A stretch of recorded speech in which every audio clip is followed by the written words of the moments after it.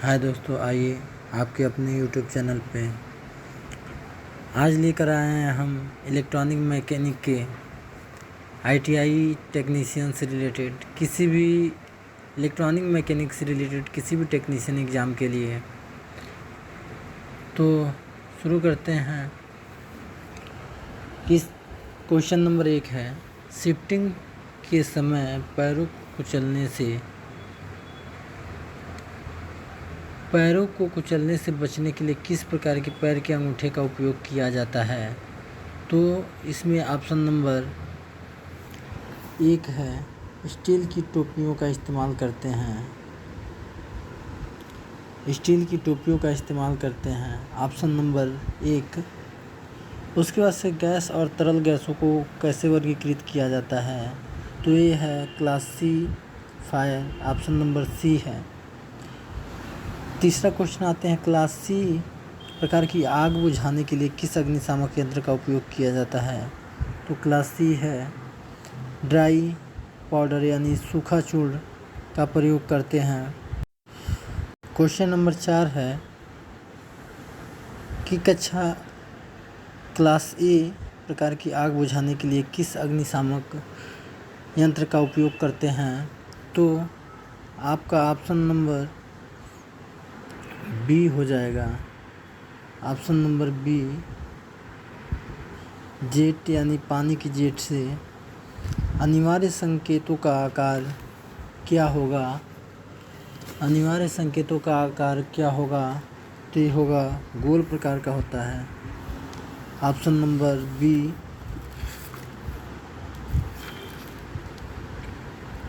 और question number 6 है, आग बुझाने के लिए फोम के साथ कंबलिंग के लिए किस विधि का उपयोग किया जाता है।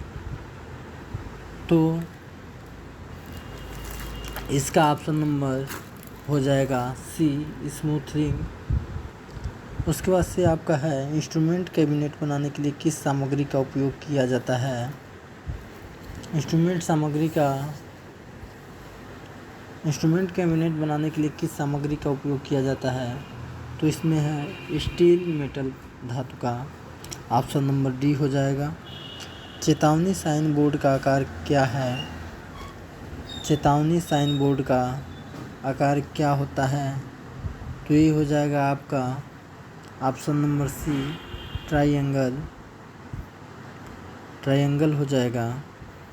अब क्वेश्चन नंबर 9 है, अग्नि की किस श्रेणी में धातुओं को शामिल किया जाता है। अग्नि की किस श्रेणी में धातुओं को शामिल किया जाता है। तो ये है option number D, class D type, class D. उसके बाद से क्वेश्चन नंबर 10, बिजली के झटके से किसी व्यक्ति के इलाज के लिए किस कदम का अनुसरण किया जाता है।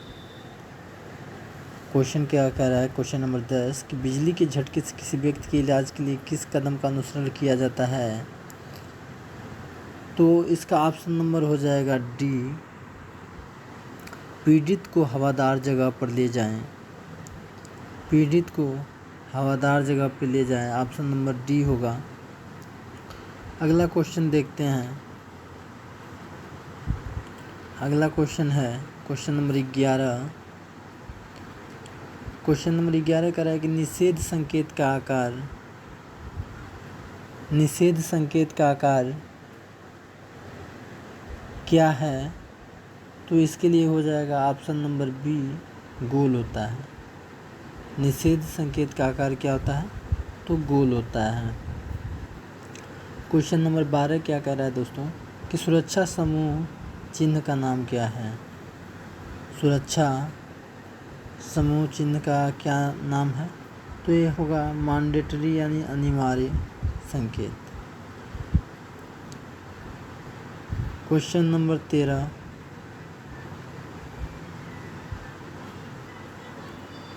क्वेश्चन नंबर 13 कह रहा है, क्वेश्चन नंबर 13 देखते हैं, कौन सा कारक बिजली के झटके की गंभीरता को प्रभावित करता है। तो ऑप्शन है बहुत कम डीसी वोल्टेज, करंट गुजरने की अवधि, माइक्रो एम्पेयर में करंट का स्तर और व्यक्ति को झटका लगना। तो ऑप्शन नंबर 13 हो जाएगा दोस्तों। करंट गुजरने की जो स्थिति होती है उस समय व्यक्ति को गंभीरता से प्रभावित करता है। तो ऑप्शन नंबर बी सही होगा। ट्राई स्क्वायर द्वारा किस कोण की जांच की जाती है? तो ट्राई स्क्वायर के द्वारा आपको पता होगा कि 90 डिग्री कोण की जांच की जाती है।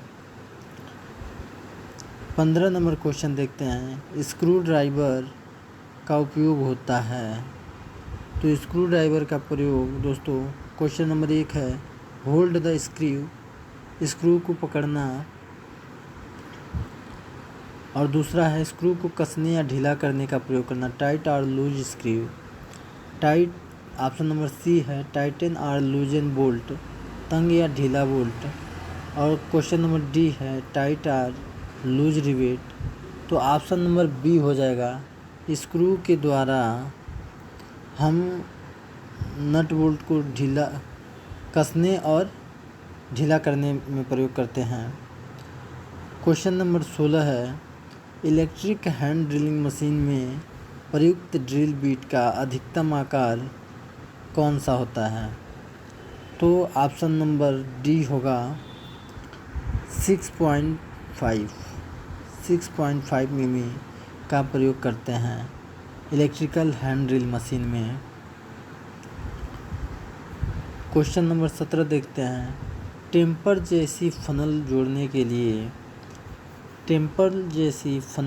के लिए किस उपकरण का उपयोग किया जाता है? तो इसका ऑप्शन नंबर हो जाएगा ब्लो हार्न स्टेक। इसका ऑप्शन हो जाएगा ब्लो हार्न स्टेक। आइए क्वेश्चन नंबर 18 देखते हैं। कह रहा है कि आरी के संचालन में चिन्हित तीर द्वारा एक्स चिन्हित तीर द्वारा क्या इंगित किया गया है?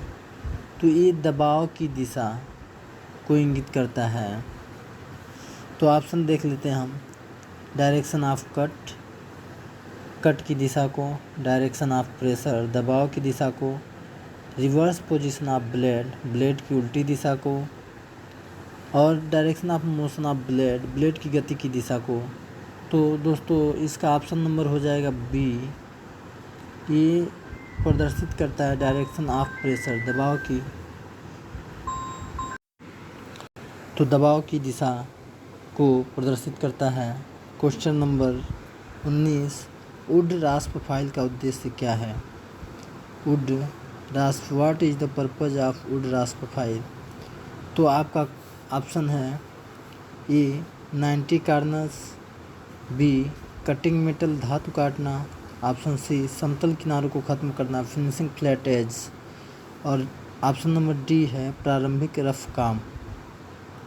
तो ऑप्शन नंबर डी हो जाएगा आपका प्राइमरी रफ वर्क के लिए, प्रारंभिक रफ काम करने के लिए वुड रास्प फाइल का प्रयोग करते हैं। क्वेश्चन नंबर 20 देखते हैं। विद्युत संपर्क में व्यक्ति को बचाने के लिए पहला कदम क्या है? क्वेश्चन 20 नंबर क्या कह रहा है दोस्तों कि विद्युत संपर्क में व्यक्ति को बचाने के लिए पहला कदम क्या होता है? संपर्क को तोड़ दें, डॉक्टर को बुलाएं, स्विच ऑफ बिजली की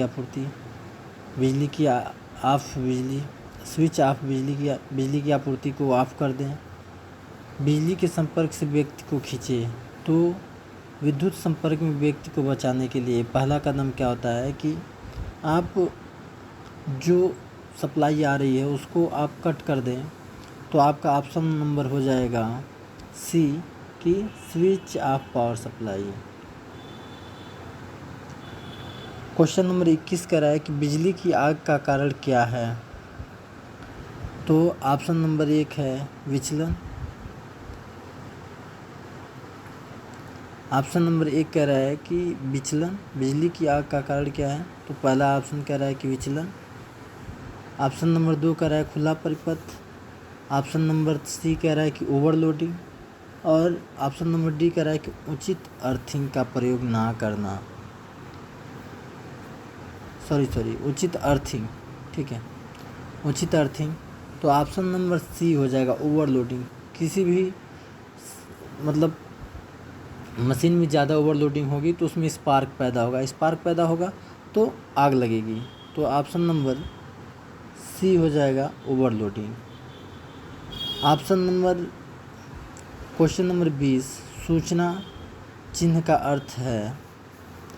सूचना चिन्ह का अर्थ है कि ऑप्शन नंबर 1 कह रहा है कि टॉक्सिक हैजार्ड, विषाक्त खतरा। ऑप्शन नंबर बी वियर रिस्पायरेटर, श्वास यंत्र पहने। फर्स्ट एड पॉइंट, प्राथमिक चिकित्सा बिंदु। रिस्क ऑफ एक्सप्लोरेशन, विस्फोट का खतरा। तो ऑप्शन नंबर सी हो जाएगा first aid point. Option number C क्या हो जाएगा, फर्स्ट एड पॉइंट। अगला क्वेश्चन नंबर 23 पेट की चोट वाले व्यक्ति को किस कृत्रिम श्वसन विधि से बचना चाहिए। पेट की चोट वाले व्यक्ति को किस कृत्रिम श्वसन विधि से बचना चाहिए। ऑप्शन नंबर 1 है शेफर की विधि। ऑप्शन नंबर बी है मुंह से नाक तक की विधि। ऑप्शन नंबर सी है नाक से मुंह की विधि। और ऑप्शन नंबर 4 है मुंह से मुंह की विधि। तो पेट की चोट वाले व्यक्ति को किस कृत्रिम श्वसन विधि से बचना चाहिए, तो शेफर विधि से। शेफर विधि यानी ऑप्शन नंबर 1 सही होगा। भार उठाने के समय चोट लगने का कारण है। भार उठाने के समय चोट लगने का कारण है भारी बोझ उठाना, गिरती हुई चीज़ें, भार को टटोलने वाली वस्तु और गलत उठाने का तरीका। तो इसका ऑप्शन नंबर डी हो जाएगा गलत उठाने की तकनीक से। ऑप्शन नंबर डी क्या हो जाएगा दोस्तों, ऑप्शन नंबर डी हो जाएगा गलत भार उठाने के तरीके से व्यक्ति को चोट लग सकती है। अगला क्वेश्चन देखते हैं, क्वेश्चन नंबर 25 सीम और किनारे पर उभार पैदा करने वाले अतिरिक्त शीट धातु की ओवरलैपिंग को कैसे रोका जाता है। ऑप्शन नंबर 25 है, क्वेश्चन नंबर 25 है कि सीम और किनारे पर उभार पैदा करने वाली अतिरिक्त शीट धातु की ओवरलैपिंग को कैसे रोका जाता है। तो ये है नॉच। ऑप्शन नंबर बी हो जाएगा नॉच। नॉच के द्वारा ओवरलैपिंग को रोका जाता है। क्वेश्चन नंबर 26 देखते हैं कि बहुत कम वोल्टेज स्तर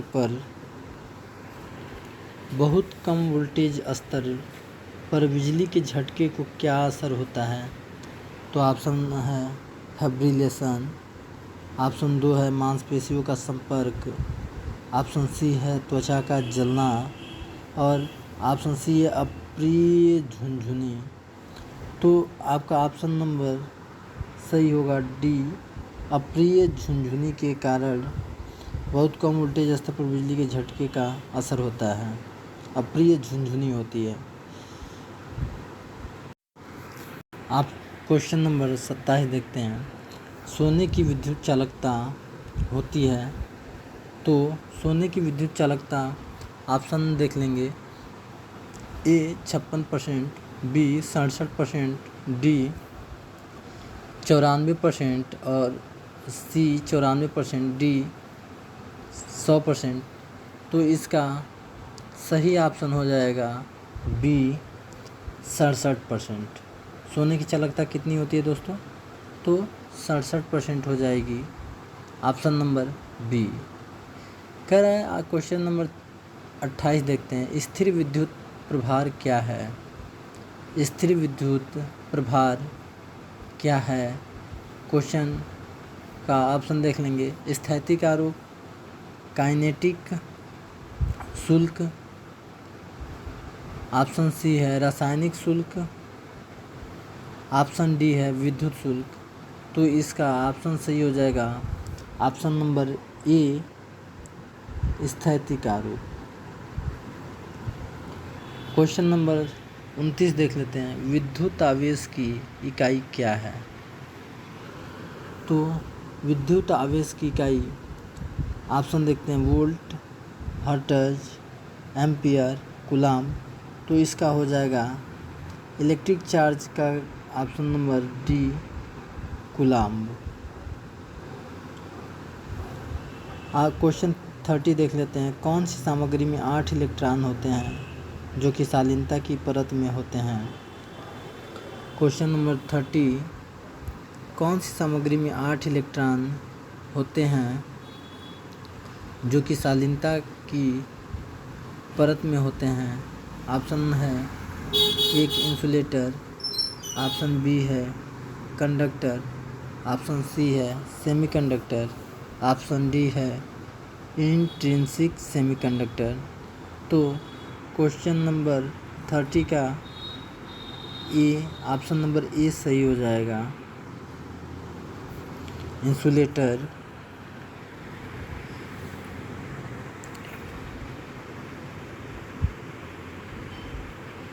क्वेश्चन नंबर 31 देखते हैं। विद्युत इंसुलेटर के रूप में किस सामग्री का उपयोग किया जाता है? विद्युत इंसुलेटर के रूप में किस सामग्री का उपयोग किया जाता है? तो ऑप्शन देख लेंगे गैलियम, पोर्सिलिन, एल्यूमिनियम और जर्मेनियम। तो इसका ऑप्शन नंबर हो जाएगा बी, पोर्सिलिन। पोर्सिलिन का प्रयोग करते हैं।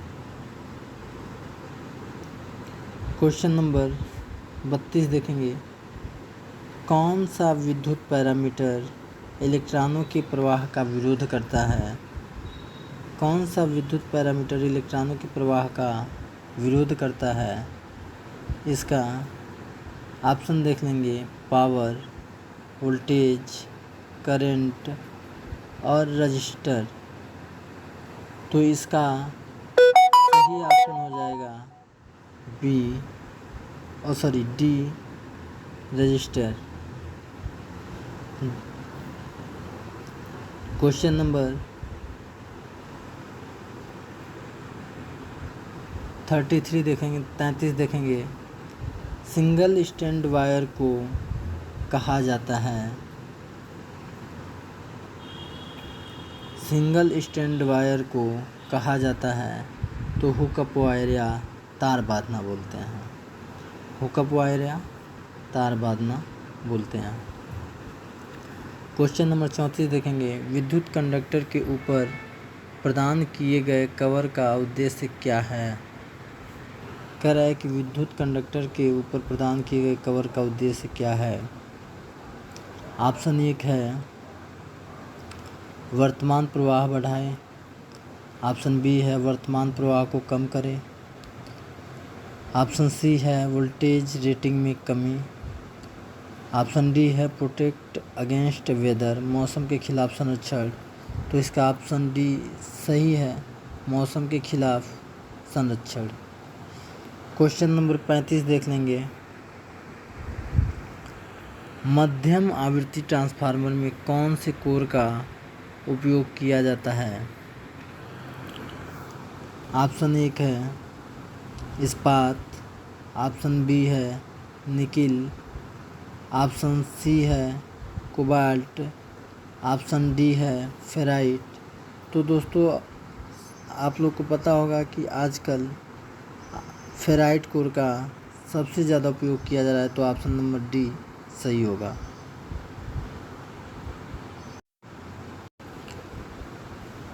क्वेश्चन नंबर 36 है। कौन सी सामग्री बिजली का संचालन करती है? अभ्रक, कागज, कांच और तांबा। तो इसका ऑप्शन नंबर सही हो जाएगा डी, तांबा। तांबा बिजली का संचालन करती है। दोस्तों ये वीडियो आपको अगर जो स्लो लग रही हो तो आप लोग फास्ट करके देख सकते हैं। तो आइए क्वेश्चन नंबर 37 पे, विद्युत आवेश के युग्म में कितने इलेक्ट्रॉन होते हैं? ऑप्शन नंबर ए है 6.25 गुणे 10 पर 8 इलेक्ट्रॉन्स। ऑप्शन नंबर बी है 6.25 गुणे 10 पर 12 इलेक्ट्रॉन्स। ऑप्शन सी है 6.25 गुणे 10 पर 16 इलेक्ट्रॉन्स। ऑप्शन डी है 6.25 गुणे 10 पर 18 इलेक्ट्रॉन्स। तो इसका ऑप्शन सही हो जाएगा डी 6.25 गुणे 10 पर 18 इलेक्ट्रॉन्स। ऑप्शन नंबर डी सही हो जाएगा। चांदी में विद्युत प्रवाह की चालकता का प्रतिशत होता है। चांदी में विद्युत प्रवाह की चालकता का प्रतिशत कितना होता है? तो ऑप्शन है ए 56%, ऑप्शन है बी 67%, ऑप्शन है सी 0 मीन्स 94% में 94%, और ऑप्शन नंबर डी है 100%। तो इसका ऑप्शन नंबर डी सही हो जाएगा। इसका ऑप्शन नंबर डी सही हो जाएगा 100%। क्वेश्चन नंबर 39 देखेंगे, एल्युमिनियम में विद्युत प्रवाह की चालकता का प्रतिशत कितना है? ऑप्शन नंबर है 22%, ऑप्शन बी है 47%, ऑप्शन सी है 56%, ऑप्शन डी है 76%। तो दोस्तों इसका ऑप्शन नंबर सही हो जाएगा सी 56%। ऑप्शन सी हो जाएगा 56%।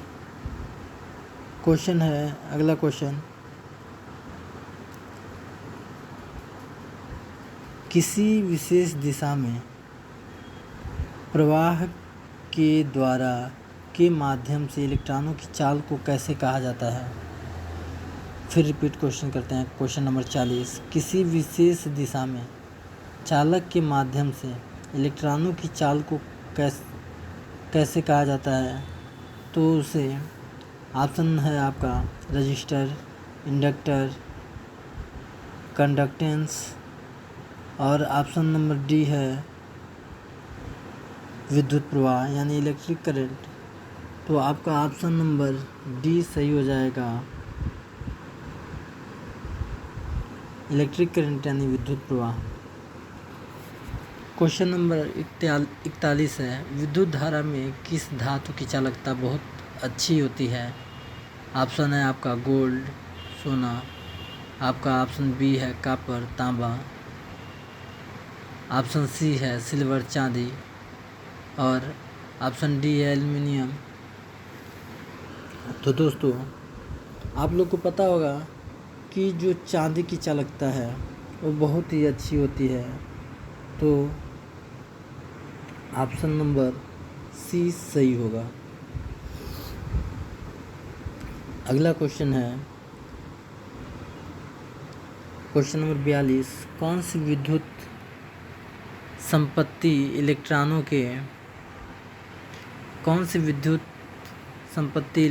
के प्रवाह का विरोध करती है? तो आपका ऑप्शन है शक्ति, ऑप्शन बी है वोल्टेज, ऑप्शन सी है करंट यानी धारा है ये, ठीक है, धारा, और ऑप्शन डी है रजिस्टर यानी प्रतिरोध। तो आपका ऑप्शन हो जाएगा प्रतिरोध, ऑप्शन नंबर डी सही हो जाएगा। अगला क्वेश्चन है, सिंगल स्टैंड वायर को क्या कहा जाता है यानी कैसे कहा जाता है? तो इसे कहा जाता है हुकअप वायर। ये क्वेश्चन रिपीट हो रहा है। तो hookup wire, twisted wire, flexible wire, multi strand wire. तो इसका ऑप्शन नंबर ये सही हो जाएगा तार बांधना। तांबे में विद्युत प्रवाह की चालकता का प्रतिशत कितना होता है? तो ऑप्शन आपका ये है 56%, ऑप्शन बी है 67%, ऑप्शन डी है 94% और ऑप्शन डी है 100%। तो इसका सही क्वेश्चन हो जाएगा ऑप्शन नंबर सी 94%। अगला क्वेश्चन नंबर 45, SWG में कितने गेज संख्या कंडक्टर के क्रॉस सेक्शन क्षेत्र को दोगुना करने के लिए बदल दिया जाता है। तो दोस्तों क्वेश्चन नंबर 45, SWG में कितने गेज संख्या कंडक्टर के क्रॉस सेक्शन क्षेत्र को दोगुना करने के लिए बदल दिया जाता है। तो ये ऑप्शन होगा 2 गेज आकार में, ऑप्शन बी होगा 4 गेज आकार में, ऑप्शन डी होगा 5 गेज आकार में और ऑप्शन डी होगा 3 गेज आकार में कमी। तो आपका ऑप्शन हो जाएगा सही सी 3 गेज आकार में कमी। अगला क्वेश्चन देखेंगे क्वेश्चन नंबर 46। क्वेश्चन नंबर 46 देख लेंगे। इंसुलेशन सामग्री के मूलभूत गुण क्या हैं। इंसुलेशन सामग्री के मूलभूत गुण क्या हैं। तो ऑप्शन है 1 लंबाई और पार अनुभागीय क्षेत्र, ऑप्शन बी हो जाएगा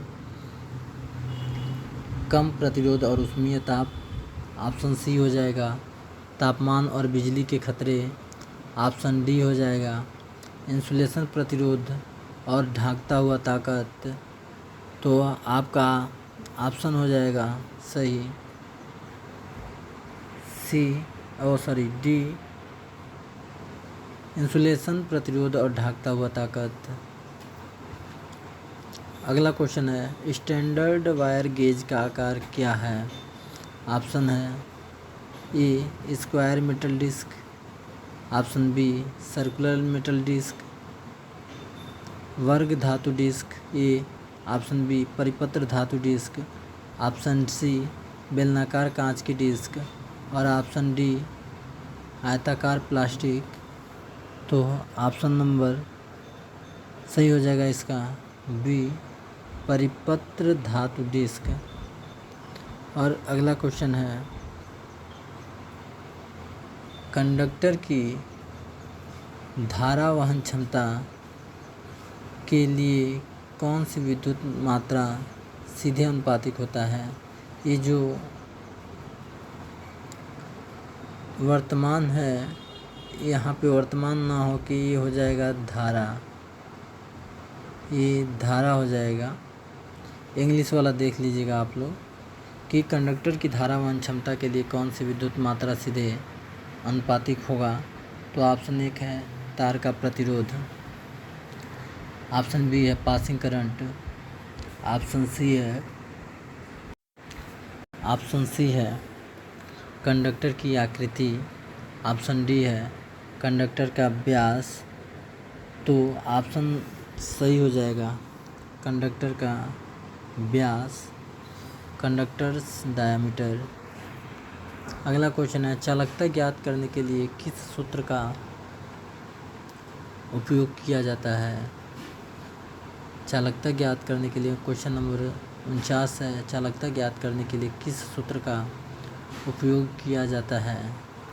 तो देखेंगे कि क्वेश्चन नंबर 49 का क्या होगा। ऑप्शन ए है Q/V, ऑप्शन बी है I/R, ऑप्शन सी है V/I और ऑप्शन डी है I/V।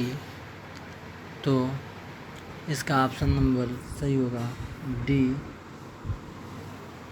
I/V। अगला क्वेश्चन है अर्धचालक के लिए कौन सी सामग्री का उपयोग किया जाता है। तो पहला है गैलियम और इंडियम, दूसरा ऑप्शन है आपका silver and aluminium, option C है आर्सेनिक और सुरमा, ऑप्शन डी है सिलिकॉन एंड जर्मेनियम। तो दोस्तों आपका सही आंसर होगा silicon and germanium, option number D. किस धातु में विद्युत धारा की बहुत अच्छी चालकता होती है। तो ये पीछे भी पढ़ चुके हैं। क्या हो जाएगा? चांदी हो जाएगा। किस धातु में विद्युत धारा की बहुत अच्छी चालकता होती है? क्वेश्चन नंबर 51, तो चांदी हो जाएगा। अगला क्वेश्चन है,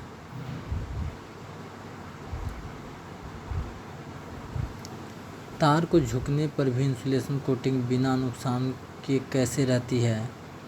तो तार के प्रतिरोध के कारण, उच्च धारा प्रवाह के कारण, इंसुलेशन की लोचदार संपत्ति के कारण, तार की ताकत के कारण। तो दोस्तों इसका ऑप्शन नंबर हो जाएगा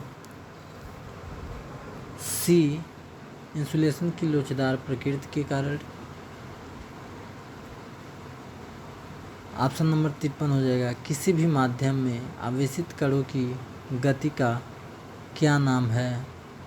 तो ये दोस्तों हर जगह जहाँ जहाँ भी आएगा वर्तमान, इसको आप धारा कर लीजिएगा। धारा है ये, ठीक है।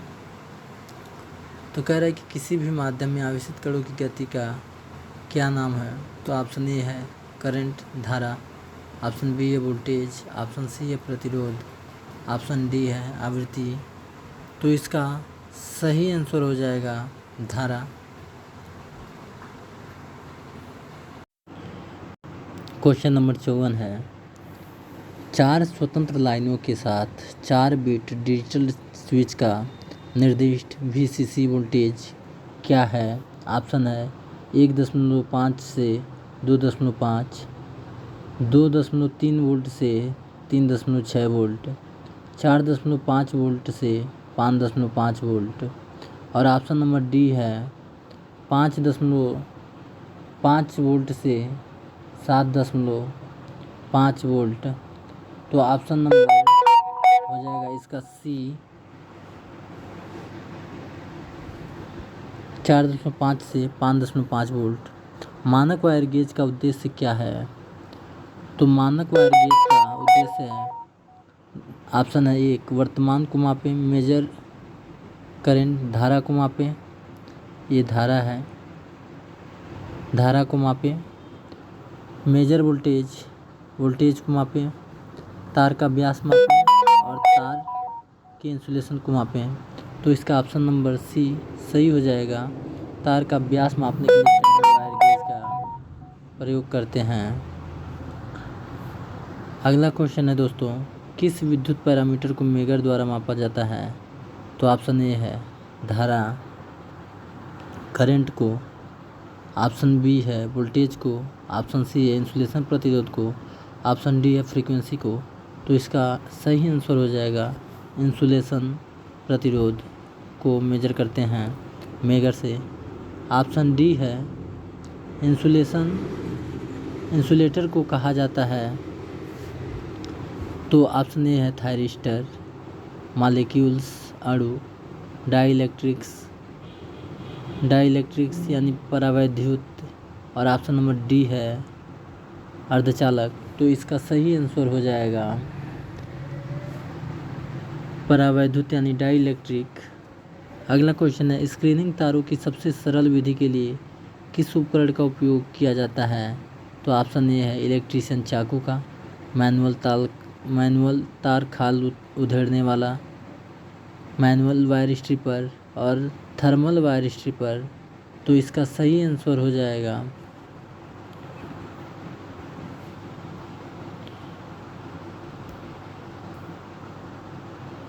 और इसका चौथा आंसर हो जाएगा, चौथा ऑप्शन यांत्रिक तार खाल उधेड़ने वाला। तो इसका सही आंसर हो जाएगा कि जो इलेक्ट्रीशियन का चाकू होता है, क्वेश्चन नंबर 58 का ये सही हो जाएगा। इलेक्ट्रीशियन के चाकू से वायर की स्क्रीनिंग कर सकते हैं, मतलब उसका इंसुलेशन हटा सकते हैं इलेक्ट्रीशियन चाकू से। क्वेश्चन नंबर 59 देखेंगे कि जल विद्युत स्टेशनों में किस ऊर्जा को विद्युत ऊर्जा में परिवर्तित किया जाता है? जल विद्युत स्टेशनों में किस ऊर्जा को विद्युत ऊर्जा में परिवर्तित किया जाता है? तो इसका ऑप्शन है उष्ण ऊर्जा यानी heat energy, light energy, chemical energy और मैकेनिकल एनर्जी। तो किसका? यांत्रिक यानी मैकेनिकल एनर्जी का परिवर्तन करते हैं, उत्पादन करते हैं। ऑप्शन क्वेश्चन नंबर 60 है, तार के आकार को मापने के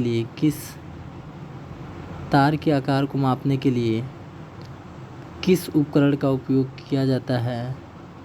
तो ऑप्शन है ए वर्ग का प्रयास करें ट्राई स्क्वायर से,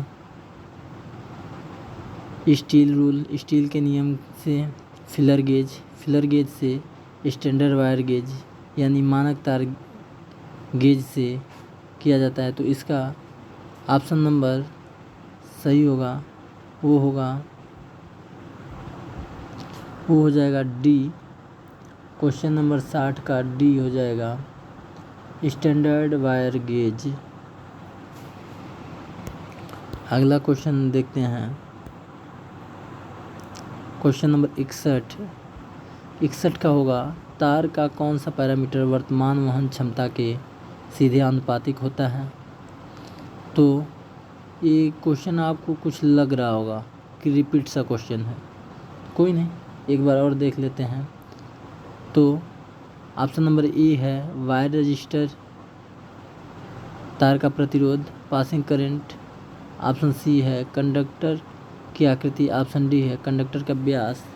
तो ये ऑप्शन नंबर डी सही हो जाएगा, कंडक्टर का व्यास, कंडक्टर्स डायामीटर। क्वेश्चन है, कंडक्टर के बढ़े हुए व्यास के साथ वर्तमान प्रवाह पर क्या प्रभाव पड़ता है? कंडक्टर के बढ़े हुए व्यास के साथ धारा, ये धारा है, वर्तमान नहीं है, ठीक है। धारा प्रवाह पर क्या प्रभाव पड़ेगा? तो आपको पता है कि जो कंडक्टर का व्यास बढ़ेगा तो धारा का प्रवाह उच्च होना शुरू हो जाएगा। तो ऑप्शन ए है प्रतिरोध बढ़ता है, अधिक करंट का विरोध करता है, अधिक वोल्टेज गिरावट आती है, उच्च वर्तमान प्रवाह की अनुमति देता है। तो ऑप्शन नंबर डी सही होगा, उच्च वर्तमान प्रवाह की अनुमति देता है। अगला क्वेश्चन है आपका, कंडक्टर की धारा ले जाने की क्षमता, ये मैं आप लोगों से बार बार यही कहूँगा कि ये जहाँ जहाँ वर्तमान है इसे हम कट कर देंगे और यहाँ धारा कर लेंगे। तो कह रहा है कि इंग्लिश का देख लीजिएगा आप लोग।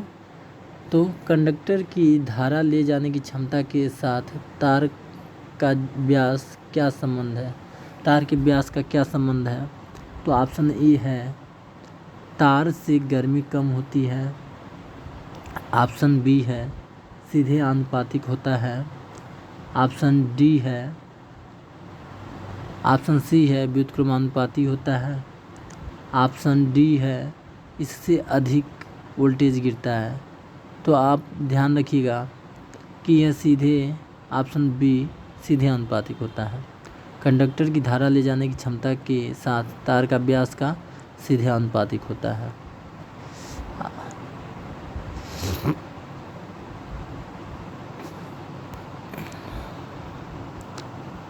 उसके बाद से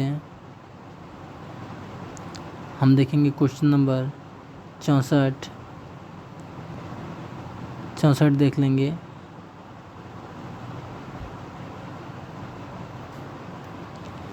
स्थिर विद्युत आवेशों को कैसे कहा जाता है? तो ये क्वेश्चन आपको लग रहा होगा, स्थिर विद्युत आवेशों को कैसे कहा जाता है? तो इसका ऑप्शन ए है स्टैटिक चार्ज, ऑप्शन बी है काइनेटिक चार्ज और ऑप्शन सी है केमिकल चार्ज और ऑप्शन डी है विद्युत चार्ज। तो स्थिर विद्युत आवेशों को क्या कहा जाता है? तो स्टैटिक चार्ज कहा जाता है। ऑप्शन नंबर ए सही होगा। उसके बाद से दोस्तों आते हैं अगले क्वेश्चन पे, क्वेश्चन नंबर 65 पे। तो विद्युत धारा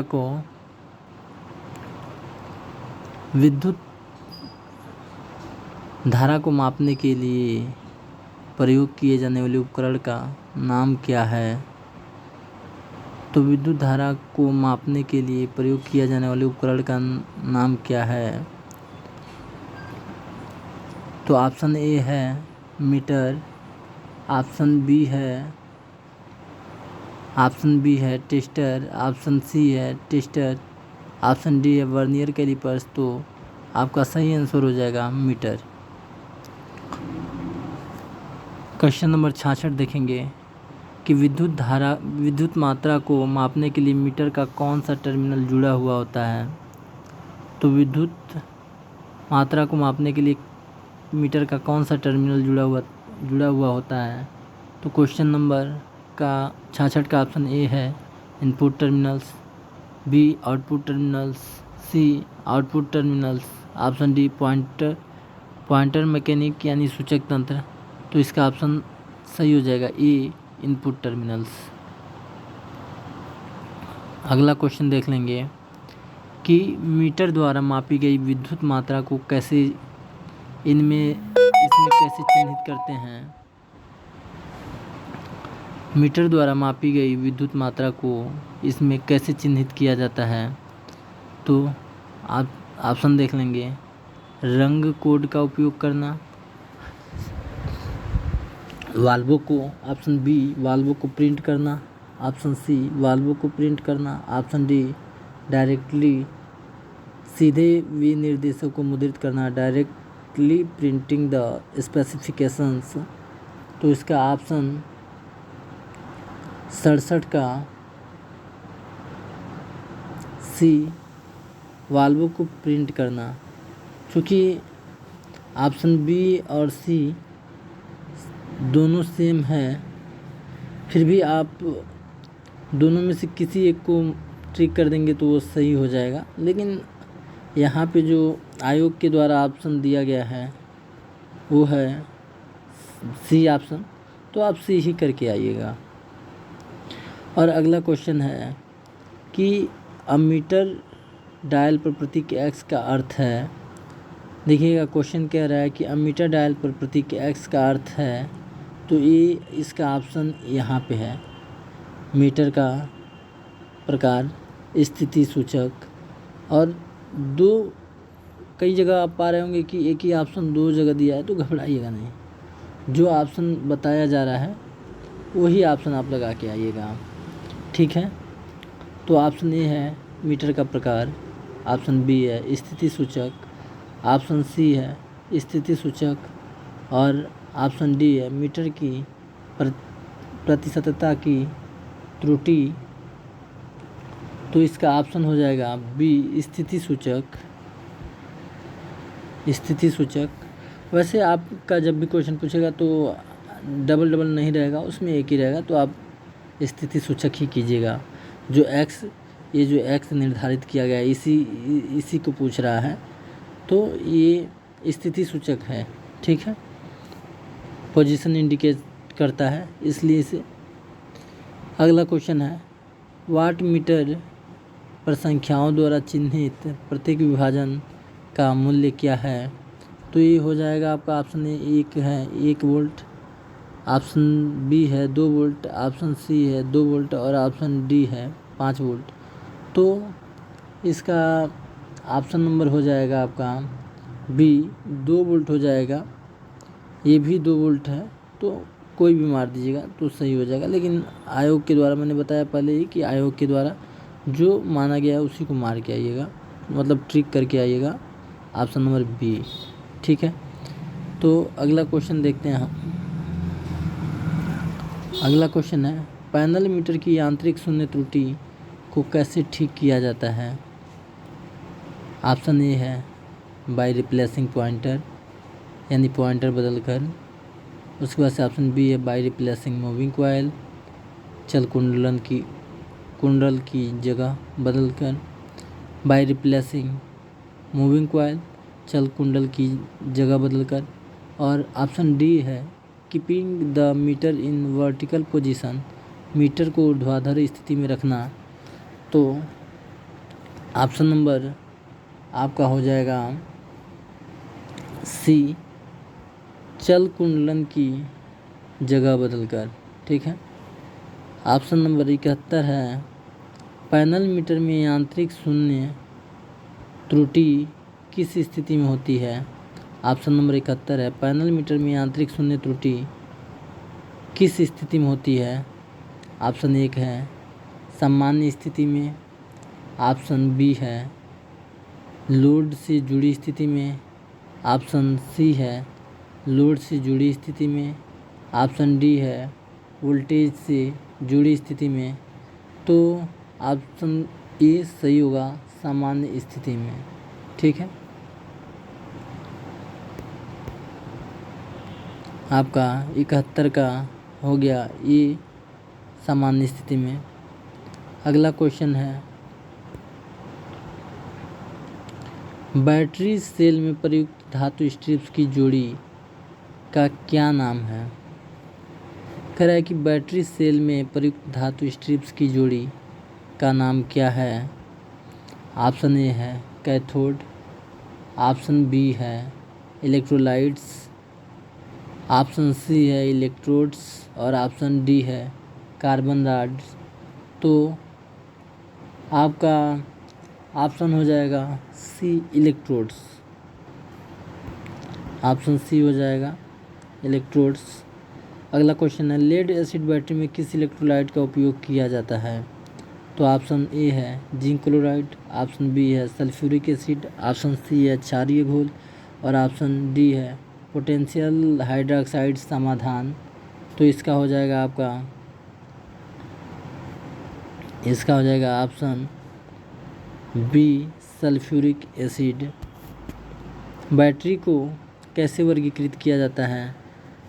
dry cell and alkaline cells, सूखी कोशिकाएं और क्षारीय कोशिकाएं, button cells and lithium cells. और ऑप्शन सी है प्राइमरी कोशिकाएं और द्वितीय कोशिकाएं। और ऑप्शन डी है बेलनाकार कोशिकाएं और आयताकार कोशिकाएं। तो इसका हो जाएगा ऑप्शन नंबर सी, प्राथमिक सेल्स एंड सेकेंडरी सेल्स। अगला क्वेश्चन है, सिल्वर ऑक्साइड सेल का रेटेड आउटपुट वोल्टेज क्या होता है। सिल्वर ऑक्साइड सेल का रेटेड आउटपुट वोल्टेज क्या होता है। तो इसका ऑप्शन है 1 वोल्ट डीसी। ऑप्शन बी है 1.5 वोल्ट डीसी।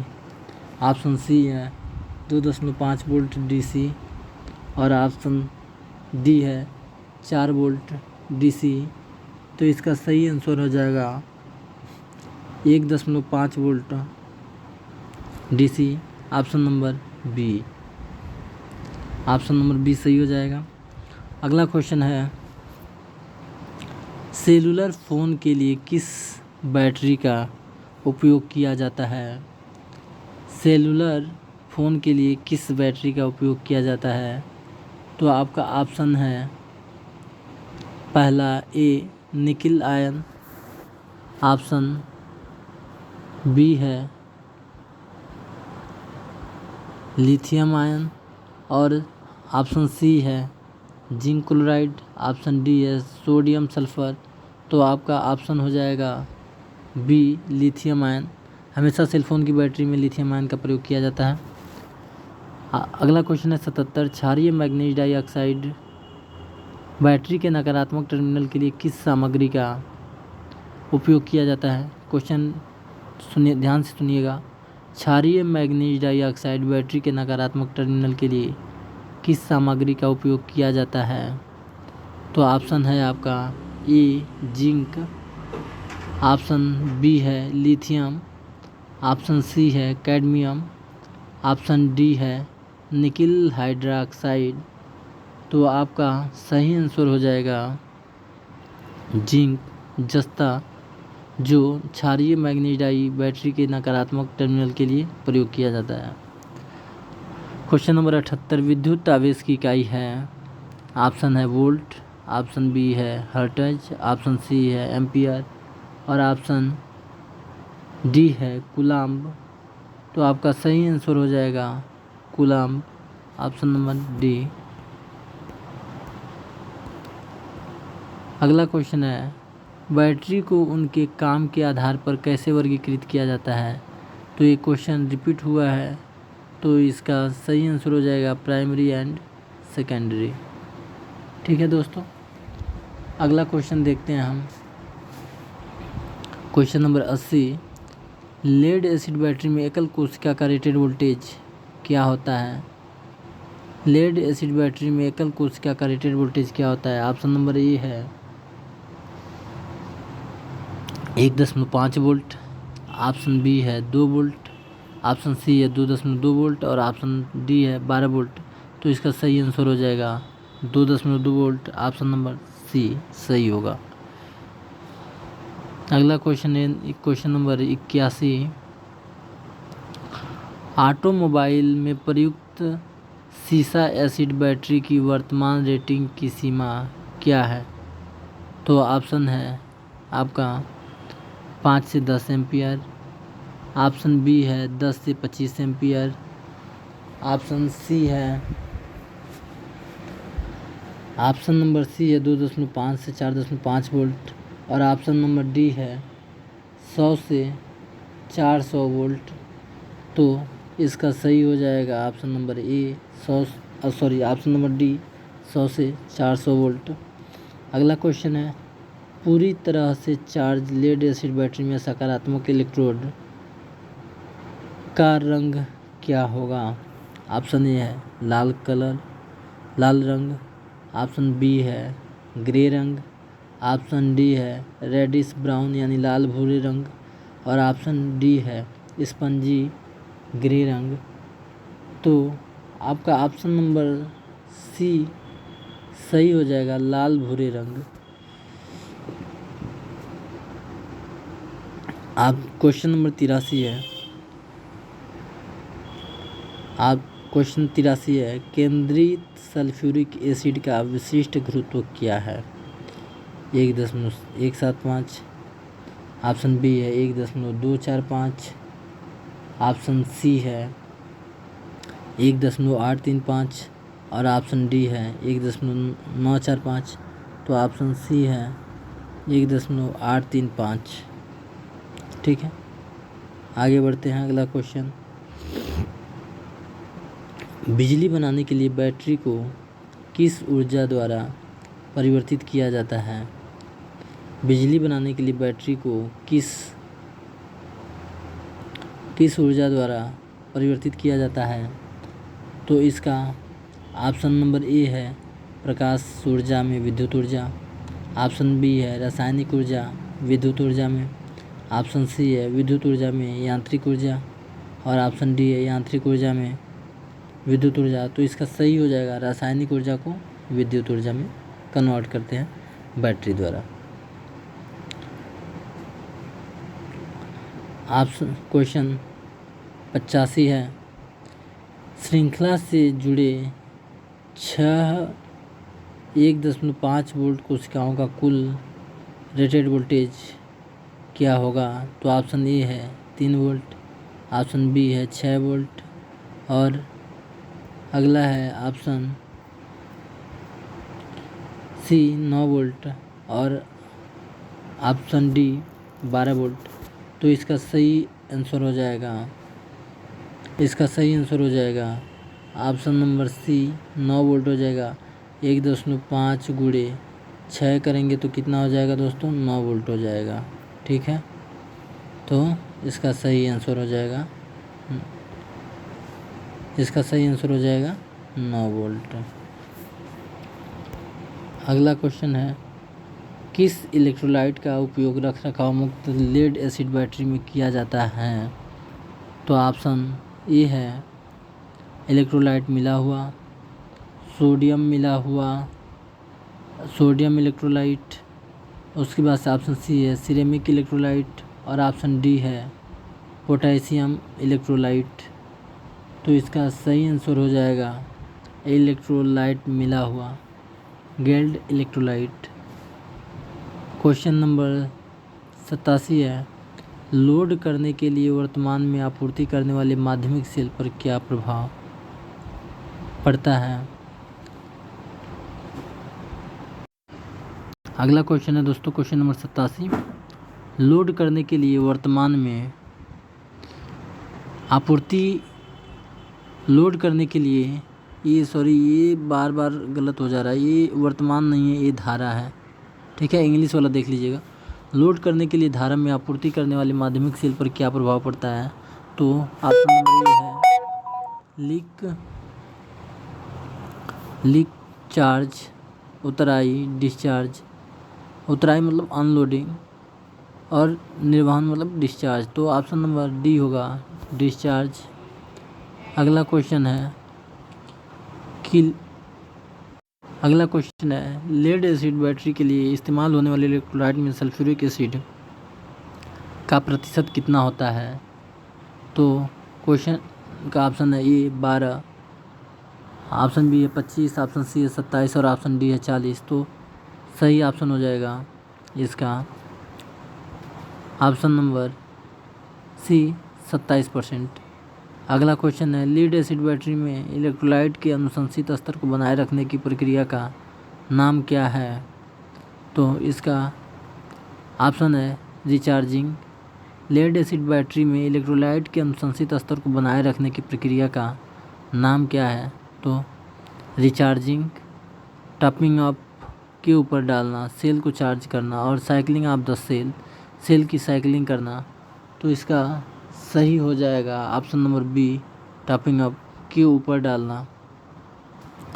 अगला क्वेश्चन है क्वेश्चन नंबर 90।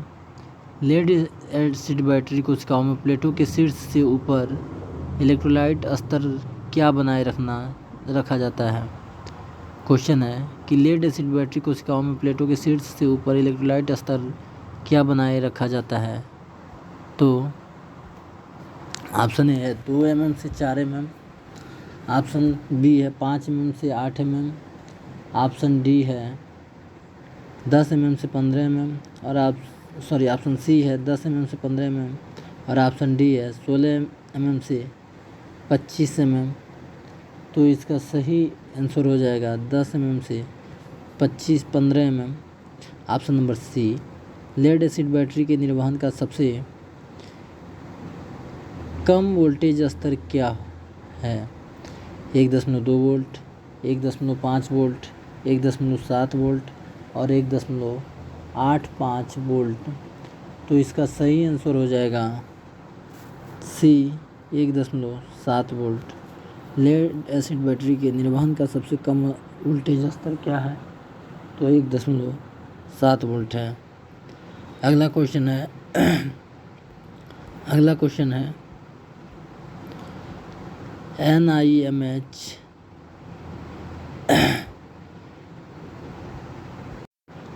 क्वेश्चन है 92। NIMH बैटरी की तुलना में लिथियम आयन द्वारा प्रदत्त शक्ति का अतिरिक्त प्रतिशत कौन सा है? तो इसका ऑप्शन दिया हुआ है 0.15% यानी 15%, 25%, 40% और 60%। तो इसका ऑप्शन सही हो जाएगा 40%, ऑप्शन नंबर बी और ऑप्शन नंबर सी। गैर विषाक्त पदार्थों से कौन सी बैटरी बनाई जाती है? गैर यानी which battery is made from non toxic materials. गैर विषाक्त पदार्थों से कौन सी बैटरी बनाई जाती है? तो ऑप्शन नंबर 1 है लिथियम आयन, ऑप्शन बी है lithium polymer, option number C है निकल कैडमियम और ऑप्शन नंबर डी है NIMH यानी निकल मेटल हाइड्राइड। तो इसका ऑप्शन नंबर सी, इसका ऑप्शन हो जाएगा डी NIMH निकल धातु हाइड्राइड। अगला क्वेश्चन है 94 नंबर। कौन सा रिचार्जेबल सेल प्रवाहकीय बहुलक के साथ डिजाइन किया गया है? ऑप्शन ए है प्लास्टिक सेल। तो इसका आंसर भी दोस्तों आपका प्लास्टिक सेल ही होगा। ऑप्शन बी इसका आंसर भी प्लास्टिक सेल है। अगला क्वेश्चन है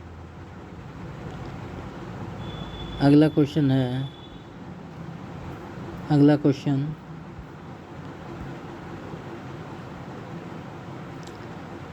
क्वेश्चन नंबर 95, 2.3 वोल्ट प्रति सेल की वोल्टेज रेटिंग के साथ कार बैटरी चार्ज करने के लिए कौन सी विधि अपनाई जाती है? 2.3 वोल्ट प्रति सेल की वोल्टेज रेटिंग के साथ कार बैटरी चार्ज करने के लिए कौन सी विधि अपनाई जाती है? तो ऑप्शन ए है float charging method, option B है trickle charging method, option C है कांस्टेंट करंट चार्जिंग मेथड और ऑप्शन डी है कांस्टेंट वोल्टेज चार्जिंग मेथड। तो इसका ऑप्शन हो जाएगा D, constant voltage charging method. अगला क्वेश्चन है, बैटरी एनालाइजर का रैपिड टेस्ट कार्यक्रम साथ क्या उपयोग होता है? बैटरी एनालाइजर का रैपिड टेस्ट कार्यक्रम साथ क्या उपयोग होता है? तो इसका ऑप्शन है बैटरी जीवन परीक्षण, लोड धारा का परीक्षण, बैटरी के चार्जिंग करंट का परीक्षण और ऑप्शन डी है बैटरी की स्वास्थ्य स्थिति का देखरेख करना। तो ऑप्शन नंबर डी हो जाएगा, बैटरी की स्वास्थ्य स्थिति का संकेत दें। अगला क्वेश्चन है, इनमें से कौन सी device lead acid battery cell के फुल्ली चार्ज कंडीशन को चेक करने के लिए उपयोग किया जाता है? तो ऑप्शन है मल्टीमीटर, हाइड्रोमीटर, डीसी वोल्टमीटर और उच्च दर निर्वहन परीक्षक। तो हाई रेट डिस्चार्ज टेस्टर ये बैटरी की टेस्टिंग के लिए प्रयोग किया जाता है। अगला क्वेश्चन है question number 98, lead acid battery में लोड टेस्टिंग क्यों की जाती है? तो आप